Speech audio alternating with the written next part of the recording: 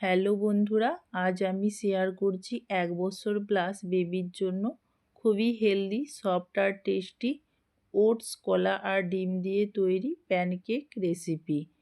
এটা protein, fibre আর এনার্জিতে ভরপুর আর বানানোও খুব সহজ। চলুন তাহলে রেসিপিটা শুরু করা যাক। প্রথমেই আমি নিয়ে নিয়েছি ১ কাপ পরিমাণ ওটস, একটা কলা আর একটি ডিম।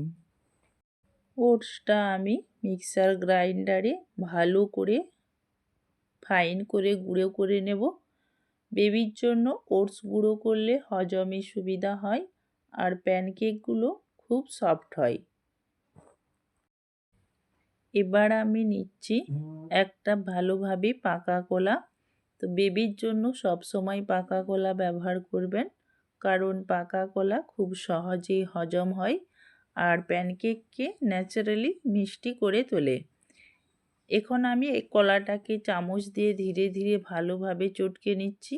খেয়াল রাখছি যেন কোনো বড় দানা বা ল্যাম্প না থাকে। কলা যত মসৃণ হবে প্যানকেক তত সফট হবে। এবার এই মসৃণ কলার মধ্যে আমি যোগ করছি একটা ফ্রেশ ডিম। ডিম বেবির জন্য খুবই উপকারী।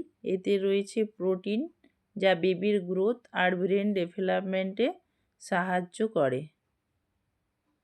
এই কলা ডিমের মিশ্রণটাই আমাদের প্যানকেকের বেশ। এতে কোনো চিনি বা আলাদা কিছু দেওয়ার দরকার নেই, কারণ কলাই এখানে ন্যাচারাল মিষ্টতা দিচ্ছে।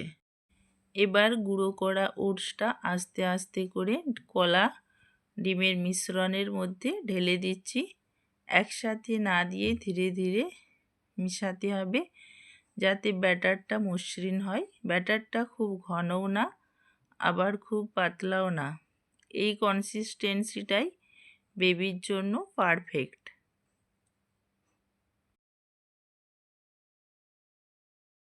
এখন ব্যাটারটা রেডি। এই অবস্থায় আমি ব্যাটারটাকে কিছুক্ষণ রেস্টে রাখছি, প্রায় ৫ থেকে ১০ মিনিট। ব্যাটার রেস্টে রাখলে ওটসগুলো ভালোভাবে নরম হয়ে যায় আর প্যানকেকগুলো আরও সফট আর ফ্লাফি হয়। কিছুক্ষণ পর দেখবেন ব্যাটারটা আরও সুন্দরভাবে সেট হয়ে গেছে। এখন এটা প্যানকেক বানানোর জন্য একদম পারফেক্ট। এবার আমি একটা ফ্রাই প্যান লো ফ্লেমে গরম করে নিয়েছি। প্যান গরম হলে মাত্র ১ চা চামচ ঘি ব্রাশ করে নিচ্ছি। ঘি বেবির ব্রেন ডেভেলপমেন্টে খুবই উপকারী। এবার লো ফ্লেমে গরম করা প্যানে আমি চামচ দিয়ে ছোট ছোট করে ব্যাটার দিচ্ছি। বেবির জন্য প্যানকেক সবসময় ছোট সাইজে বানানো ভালো, এতে সমানভাবে রান্না হয়। ব্যাটার দেওয়ার পর আমি একেবারে লো ফ্লেমেই রাখছি।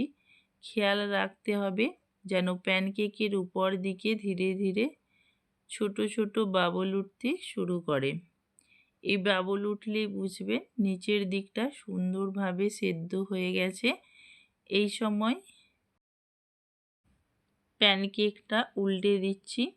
দেখুন নিচের দিকটা কত সুন্দর হালকা গোল্ডেন হয়েছে। উল্টানোর পর এই পাশটাও লো ফ্লেমে আরও কিছুক্ষণ রান্না করতে হবে। চামচ দিয়ে হালকা করে, যাতে মাঝখানটা ভালোভাবে সিদ্ধ হয়।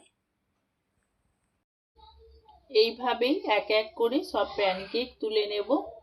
দেখুন প্রতিটা প্যানকেকই কত সুন্দর সফট আর সমানভাবে রান্না হয়েছে। প্যানকেক সরাসরি বেবিকে দেবেন না, ২ থেকে ৩ মিনিট ঠান্ডা হতে দিন। প্যানকেক একটু ঠান্ডা হলে তারপর বেবিকে খাওয়াবেন। আপনার বেবির জন্য এমন আরও হেলদি রেসিপি পেতে ভিডিওটা লাইক করুন, চ্যানেলটা সাবস্ক্রাইব করুন। সবাই ভালো থাকবেন, বেবিদের সুস্থ রাখুন। ধন্যবাদ।